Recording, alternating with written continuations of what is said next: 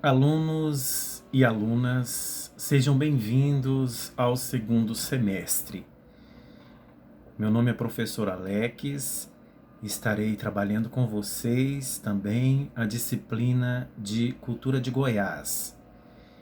E nesse segundo semestre, eu quero já começar as aulas fazendo uma revisão de todo o conteúdo que nós já vimos e também alguns conteúdos que não deu para a gente analisar durante o primeiro e segundo bimestre. E nós sabemos que o conteúdo da história de Goiás é muito importante, principalmente para quem vai prestar vestibular na Universidade Estadual de Goiás e também concursos públicos dentro do estado de Goiás.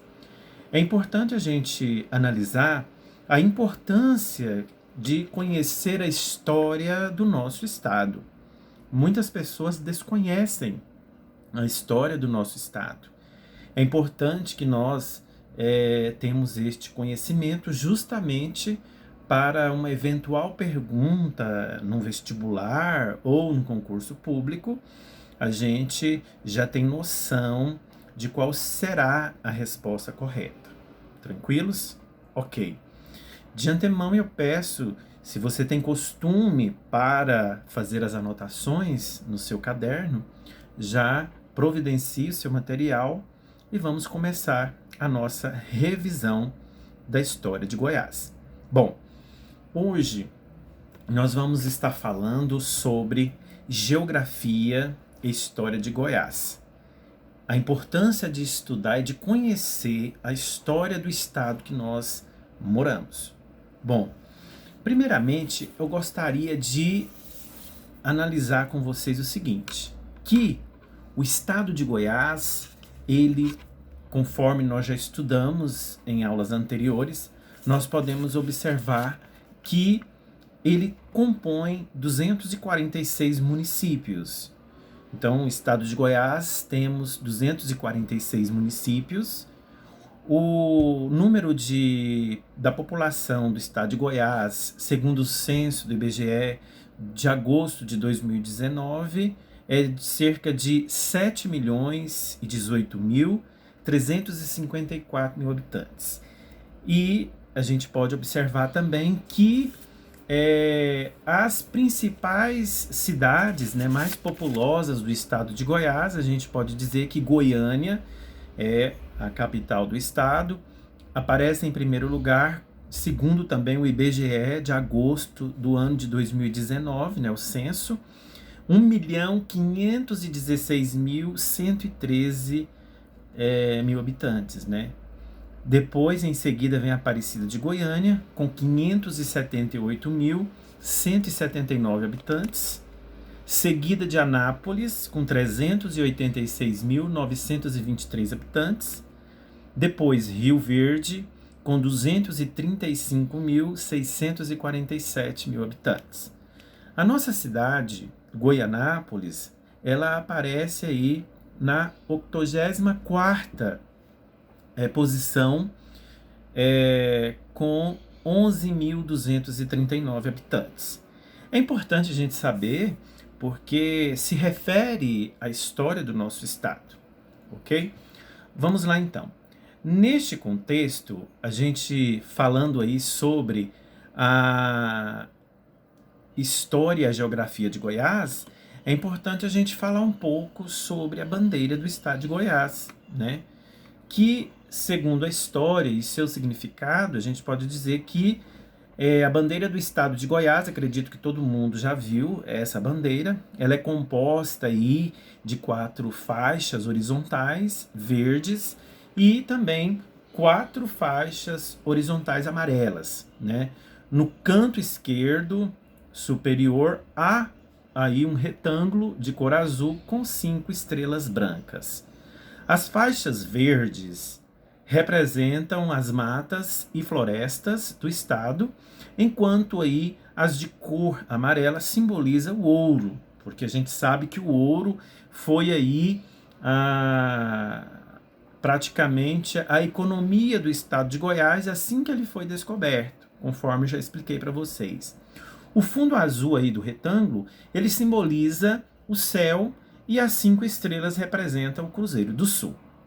Bom, além disso, alunos, a bandeira de Goiás ela foi criada pelo ilustre goiano Joaquim Bonifácio da Siqueira e foi instituída aí pela lei número 650 de 30 de julho de 1919, durante o governo de João Alves de Castro. Então, é importante a gente saber aí sobre a bandeira do Estado, porque muitas das vezes pode cobrar aí, né, perguntas em relação à bandeira, e muitas das vezes nós nem saber aí do que se trata. Então é importante a gente ter um conhecimento em relação à bandeira do nosso estado. Bom, seguindo, a gente pode observar o seguinte, que no início aí da descoberta do estado de Goiás, nós podemos observar que foram várias expedições saindo de São Paulo, indo para vários cantos aí do Brasil, principalmente Minas Gerais, e o estado de Goiás ele não ficou de fora. O estado de Goiás, ele com certeza foi um dos lugares onde os bandeirantes aí escolheram para a exploração do ouro.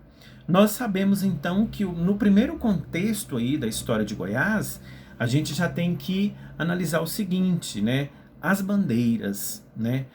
Goiás era conhecido aí, percorrido pelas bandeiras, né?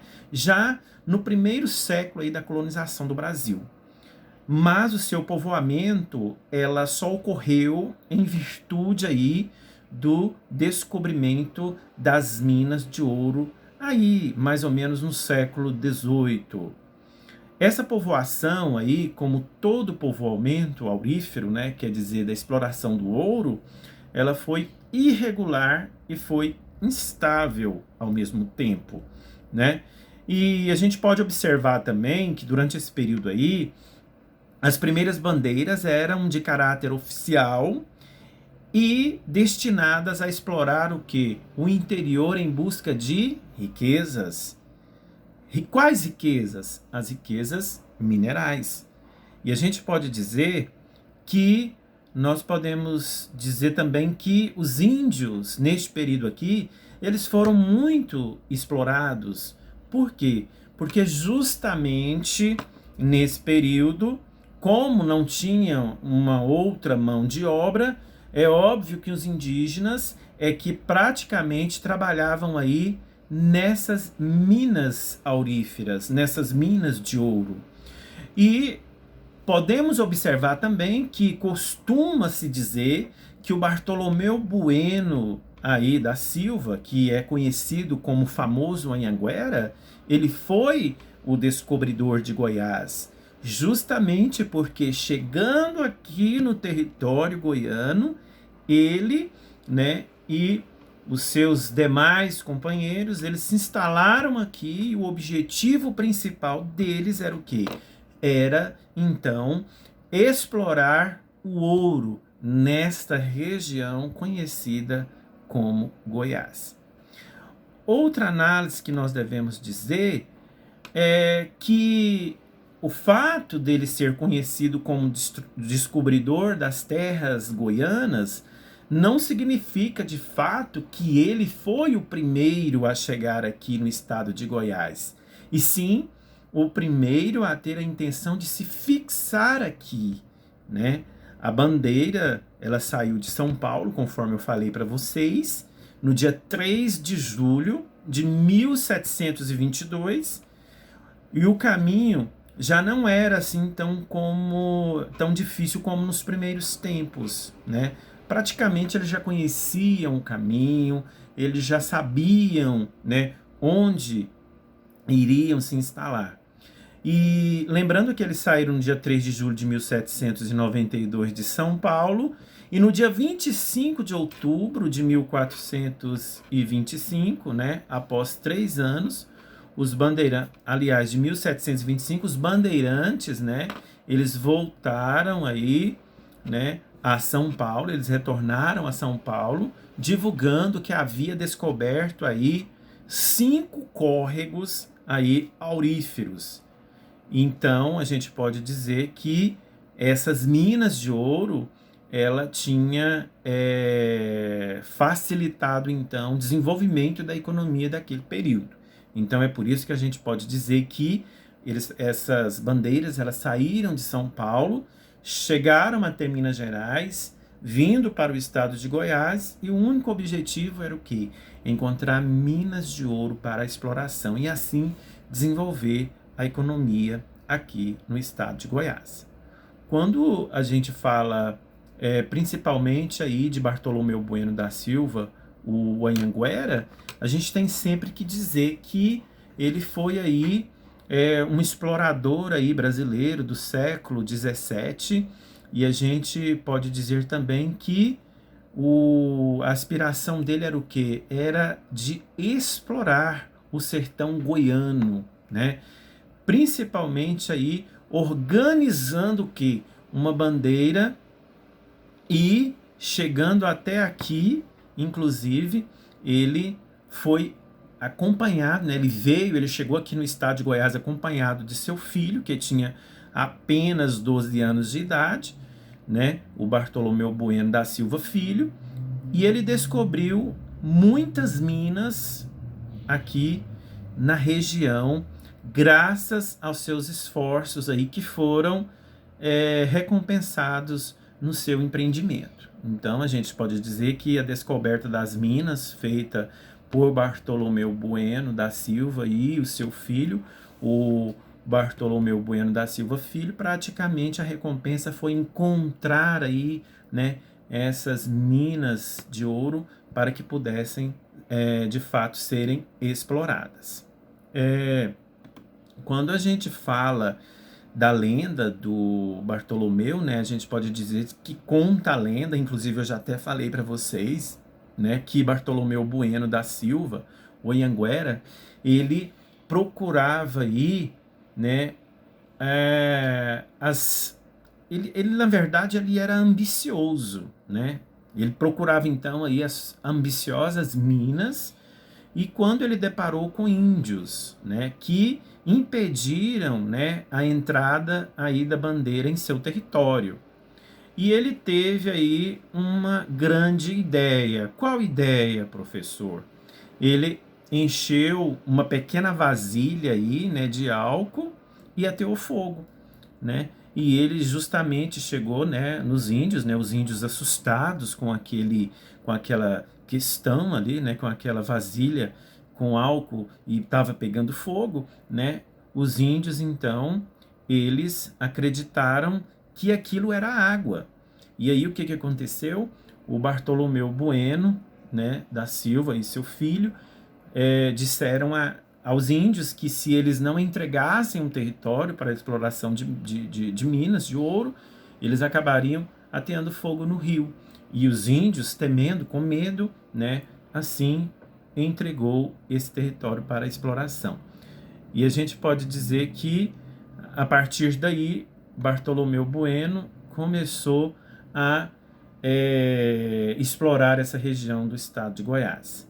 Uma outra versão que conta, é claro que essa é a lenda que eu acabei de falar para vocês, é que conta que os bandeirantes aí usou, né, um recipiente de chifre para conduzir água, a qual encheu de pólvora. E encontrando-se na superfície do rio e descendo fogo, né, a pólvora, aí o que aconteceu? Os índios deu a impressão de que a água jorrava numa fonte de quê? De fogo. Deste modo, então, o que aconteceu? O Anhanguera, ele ficou conhecido como Diabo Velho, ou o espírito maligno, justamente por causa dessa proeza que ele fez, né? Então, a partir daí, a gente sabe realmente aí do significado dessa lenda e dessa outra história que eu acabei de contar para vocês. Dentro do contexto histórico também, o que a gente pode dizer é que o Bartolomeu Bueno da Silva e também o seu filho, né, a gente pode dizer que eles, de certa forma, ajudaram aí para que Goiás fosse povoado, né? Então, eu vou falar para vocês um pouco agora desse povoamento de Goiás e a gente vai chegar à conclusão de que o estado de Goiás ele vai nascendo aos poucos, né, iniciando aí com a exploração aurífera, né, principalmente na região de Vila Boa, que é a atual cidade de Goiás. Bom, poucos meses após a volta da bandeira, organizou-se em São Paulo uma nova expedição, né, porque a gente sabe que ele voltou para São Paulo para dizer que havia encontrado muitas minas de ouro aqui no estado. Então, chegando lá, ele organizou praticamente aí, o Bartolomeu Bueno, uma nova expedição para explorar os velhos auríferos aqui, né? E ele praticamente, juntamente aí com o João Leite da Silva Cruz, que era o seu guarda-mor, eles então fizeram aí a primeira expedição para ocupar aí uma região conhecida como região do Rio Vermelho, né? Ele fundou lá nessa região do Rio Vermelho, que é a antiga Vila Boa, hoje a cidade de Goiás. Então ele instalou, né, ele fundou lá o Arraial de Santana, que depois seria chamado de Vila Boa, que inclusive eu já falei para vocês isso em sala de aula. E mais tarde seria o que? A cidade de Goiás. Esta foi, ou seja, Vila Boa, cidade de Goiás, ela foi durante 200 anos a capital do território, ou seja, a capital do estado de Goiás. E nas proximidades de Santana, surgiram aí numerosos arraiais, às margens aí dos córregos e rios, como centros de garimpos. Barras, Ferreiros, né?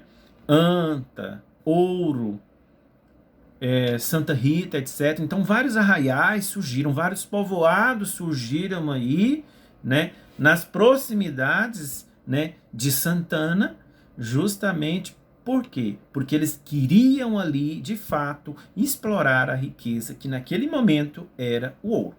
E o que a gente pode dizer aqui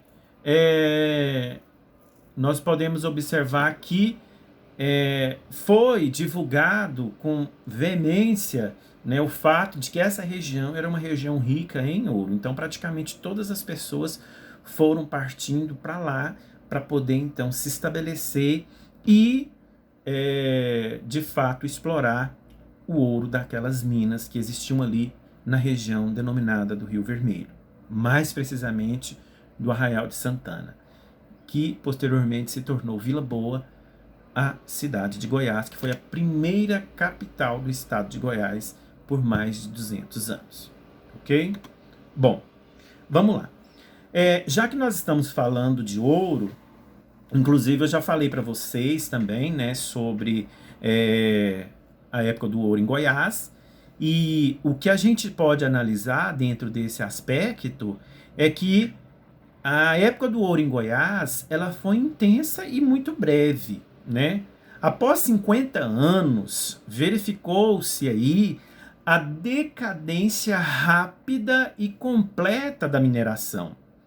Por outro lado, né, só se explorou o ouro de aluvião, ou seja, das margens dos rios, né, aquele ouro que ficava ali às margens dos rios. E a técnica empregada aí foi a rudimentar.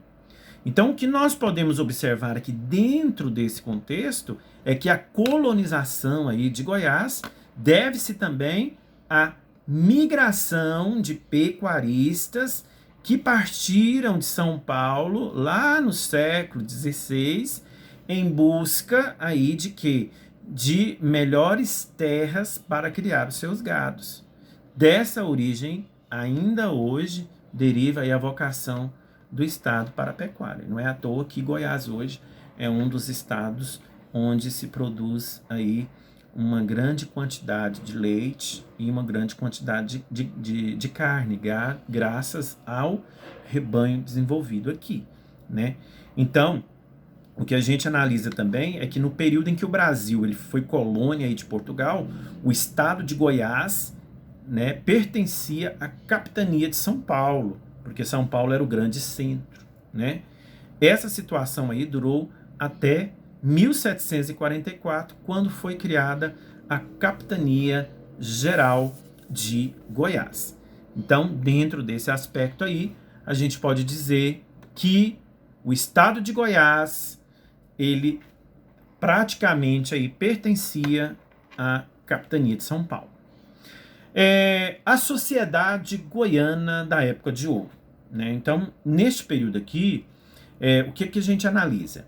Goiás, alunos, pertenceu até 1749 à capitania de São Paulo.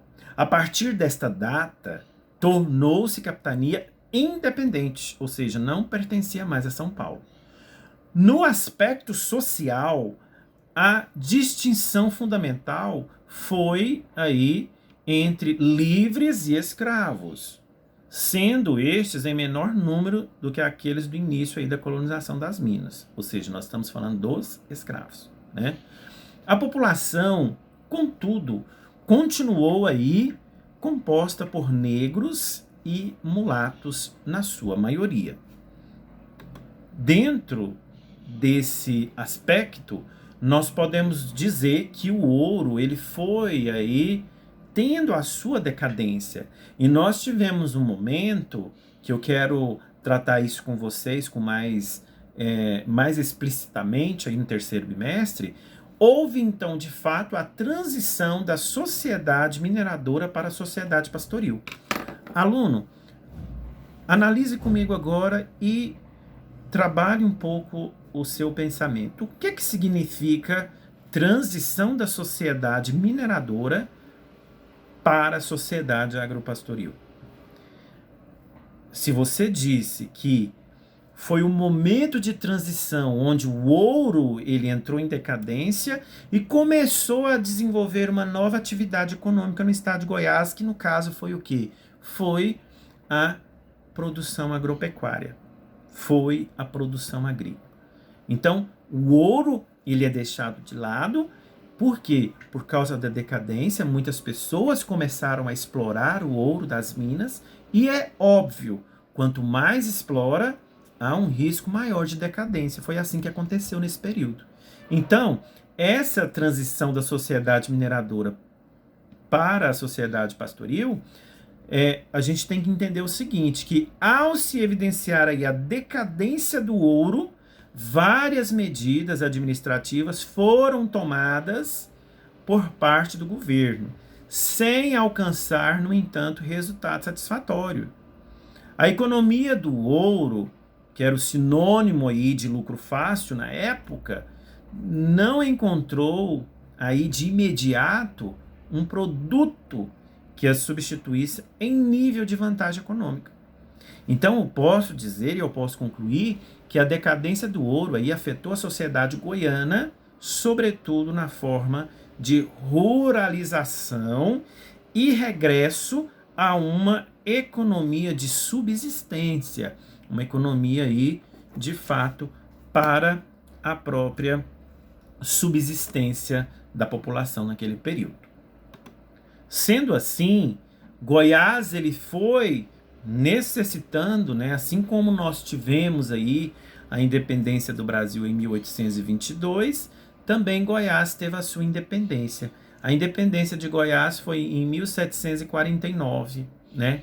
Assim como no Brasil, conforme eu já falei, o processo de independência de Goiás se deu gradativamente, ou seja, foi praticamente aí gradativo, aos poucos, né? A formação aí de juntas administrativas que representam aí um dos primeiros passos nesse sentido, deram uma oportunidade aí às disputas pelo poder entre os grupos sociais, especialmente sensível em Goiás, aí a reação do Norte, que se julgando aí injustiçado pela falta de assistência governamental, proclamou sua separação do Sul, né? Então, houve aí também, né, era muito comum nessa época as regiões norte e sul se separarem. Goiás não foi diferente nesse período aí, né, justamente porque as juntas administrativas praticamente mais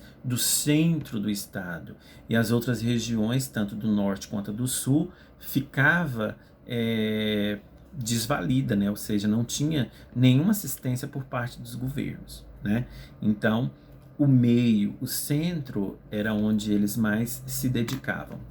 Lembrando também que Goiás, ela também precisou de fazer a mudança da capital, né? Quando a gente fala Goiás e a mudança da capital, a gente tem que dizer que a partir do ano de 1940, Goiás cresce rapidamente, né?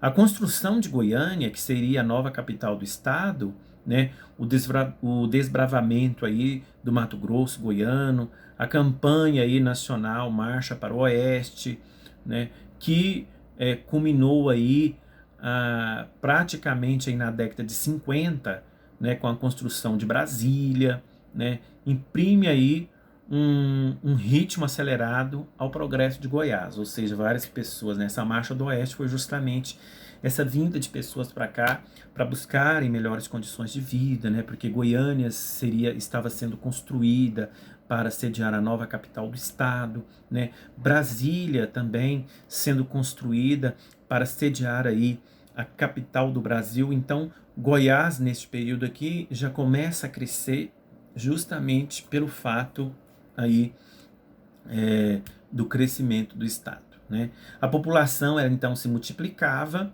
né? As vias de comunicação aí promovem a integração de todo o país, né? E dentro do mesmo estado, né, a gente assiste aí uma impressionante explosão urbana, né, com desenvolvimento aí concomitante de todos os tipos de serviços, né, em especial a educação, né, que foi melhorando a cada dia.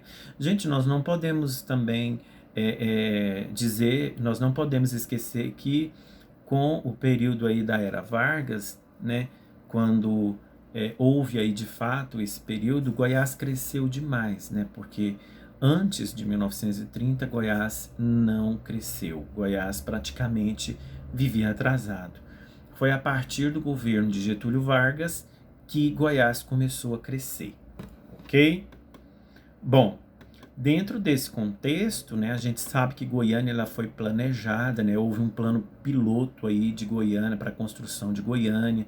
Se a gente analisar aí nesse plano piloto, a gente percebe, né, assim como Brasília também foi construída com um plano piloto, né, com praticamente aí com um desenho de um avião, né, Goiânia também foi construída diante aí de um plano piloto baseado no manto de Nossa Senhora, né? Se você vê, ela é praticamente o manto de Nossa Senhora segundo a história de Goiás.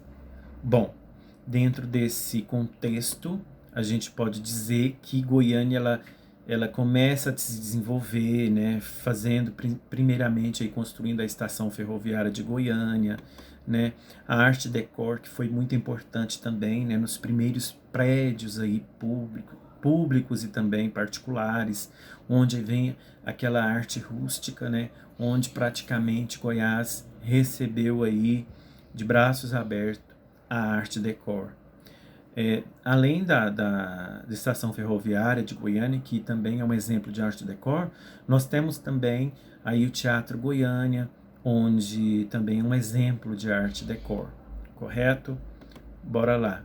Então, diante disso, nós podemos observar que Goiás, ela já na década de 80, o estado aí apresenta um processo dinâmico, né, de desenvolvimento grande, né? Goiás se torna aí o grande exportador de produção agropecuária e ele vem aí se destacando pelo rápido processo de industrialização.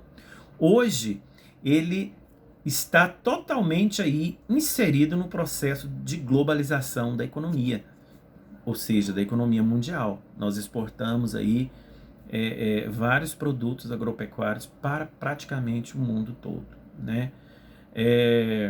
Nós podemos dizer também que durante esse período, né, Goiás ele começa a crescer justamente com a abertura das vias, né, das rodovias, principalmente a BR-153, a Transbrasiliana, né, que praticamente facilita aí, né, o acesso de Goiás com Brasília.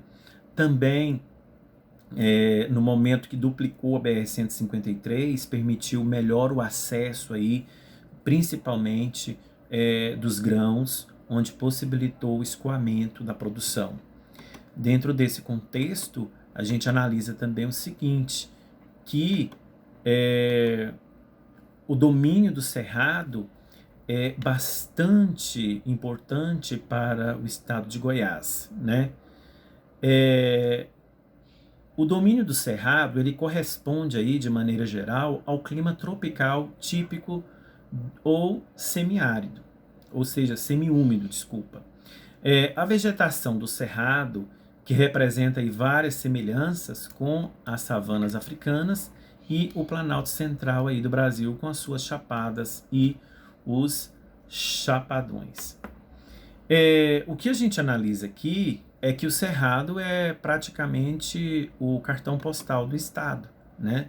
Todos nós sabemos que temos aí a Chapada dos Veadeiros, nós temos também no estado de Goiás aí uma fruta bastante conhecida que é o pequi, que encontra-se inclusive no cerrado, né? Bom, o estado de Goiás e o agronegócio. Nós sabemos que o estado de Goiás aí é muito rico na questão do agronegócio, né? A gente observa que o estado de Goiás ele cresce praticamente rápido e o que a gente pode dizer é que neste período, né, o agronegócio ele tem bastante lucro aqui. O rebanho bovino em Goiás ele cresceu mais ou menos 1,85% entre os anos de 2010 e 2011, onde foi um resultado praticamente aí estável, né? Na passagem dos 2 anos, atingindo aí pouco mais de 21 milhões e 745 mil cabeças, né, de gado. O resultado mostra aí também, né, a manutenção da participação goiana e também a gente pode dizer que essa participação foi em relação ao rebanho nacional. Isso equivale a mais ou menos 10,2% na época, tá? Bom, dentro desse contexto, o que a gente analisa aqui é o seguinte, né, que Goiás, segundo o CIFAEG, né, que é o sindicato aí da indústria da fabricação de etanol do estado de Goiás, ele se torna o segundo maior aí produtor de cana-de-açúcar, ultrapassando inclusive Minas Gerais, né? Então, Goiás, nesse período aí, ele tem a sua maior produção de cana-de-açúcar de sua história. O que a gente analisa também dentro disso é que o milho também ele foi e é uma importante produção dentro aqui do estado de Goiás, chegando a ser entre 2011 e 2012, né, a segunda maior safra aqui do período, certo? Bom, alunos, quando a gente fala da história de Goiás, a gente não pode deixar de falar do polo farmoquímico de Anápolis, né? Porque a gente sabe que Anápolis é a região onde nós temos aí, né, um distrito agroindustrial que é conhecido como DAIA, né? O Brasil hoje possui um dos maiores polos farmoquímicos aí posicionado estrategicamente aí no centro do país e em Goiás. Na cidade de Anápolis está localizado o DAIA, que é um distrito agroindustrial de Anápolis, né, de Goiás, que é hoje o segundo polo farmoquímico do Brasil. Ele é localizado próximo ao Porto Seco de Anápolis e no quilômetro zero da Ferrovia Norte-Sul. A região é um ponto central aí do país, facilitando aí, inclusive, a distribuição de produtos para todas as regiões, né? Apenas nas indústrias farmacêuticas do DAIA estão empregadas aí mais de 6 mil pessoas, né? Acredito que hoje o número já deve ser bem maior. E são atualmente mais de 20 indústrias do setor de medicamentos, né, em atividade dentro do distrito. Além disso, na cidade de Anápolis, fora do distrito, outras 6 indústrias farmacêuticas têm suas instalações aí, fazendo com que a cidade concentre grande parte do PIB, Produto Interno Bruto, do estado de Goiás. Ainda em Anápolis, outras 17 indústrias do setor químico mantêm suas plantas fabris. E todos os caminhos passam por Anápolis, né? Por que todos os caminhos passam por Anápolis, né? Porque é hoje o segundo polo, né, industrial que nós temos no Brasil, está localizado em Anápolis, né?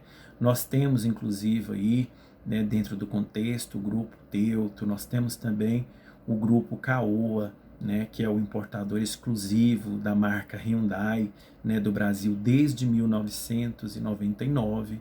Nós temos aí também, né, a gente pode dizer que a chegada da Hyundai, da Caoa, né, que é a montadora, ela transformou praticamente aí o perfil econômico da cidade de Anápolis, né, e também do estado de Goiás, aqui do Centro-Oeste, né, gerando grande impacto aí na economia por meio da geração de empregos e também o aumento de riquezas produzidas na região.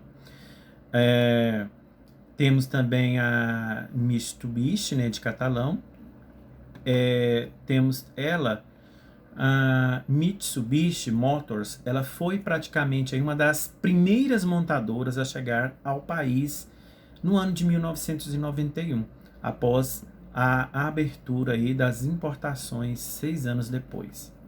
A gente pode dizer que ela hoje está sediada na cidade de Catalão, no estado de Goiás, né? Fica mais ou menos no sudeste do estado, e ela iniciou aí uma nova trajetória, deixando inclusive de ser apenas representante da marca Mitsubishi, né? Para se tornar aí a primeira fábrica de automóveis no país com capital 100% nacional e também a primeira a se instalar na região do Centro-Oeste. Bom, sendo assim, a gente pode dizer também que a Ferrovia Norte-Sul, ela é um projeto aí ferroviário que contempla a construção de uma ferrovia de aproximadamente 2.100 quilômetros, atravessando aí as regiões Centro-Oeste e Norte do país, né? Principalmente aí conectando aí, né, ao norte com a estrada de ferro Carajás e ao sul com a ferrovia Centro-Atlântida, né? Buscando com isso que reduzir o custo do frete para as longas distâncias na região, assim como também praticamente aí incentivar o desenvolvimento do cerrado brasileiro.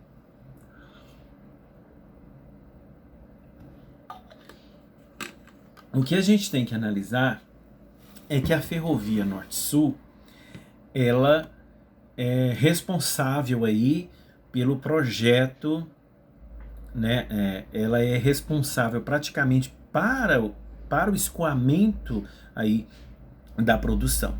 E o projeto, ele é desenvolvido aí pela Valec, né? Engenharia, Construção e Ferrovia, Sociedade Anônima.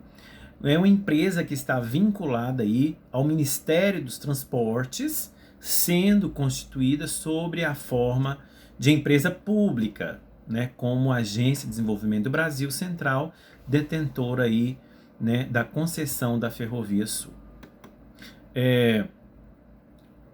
Nós todos sabemos que o projeto da Ferrovia Norte-Sul, ela foi projetada praticamente para promover a integração nacional minimizando os custos aí de transporte de longa distância e interligando aí as regiões norte e nordeste do sul e sudeste do Brasil. E o que a gente analisa também é que esse projeto, inclusive, o Tribunal de Contas da União, TCU, né, apontou irregularidades aí da ferrovia Norte-Sul, né, ausência de pontes e viadutos em cruzamentos, inclusive com rios ou depressões que pode aí inviabilizar o uso da ferrovia. Bom, dentro desse contexto, a gente pode analisar também que a construção da hidroelétrica da CEMIG em São Simão também possibilitou o desenvolvimento da região, certo?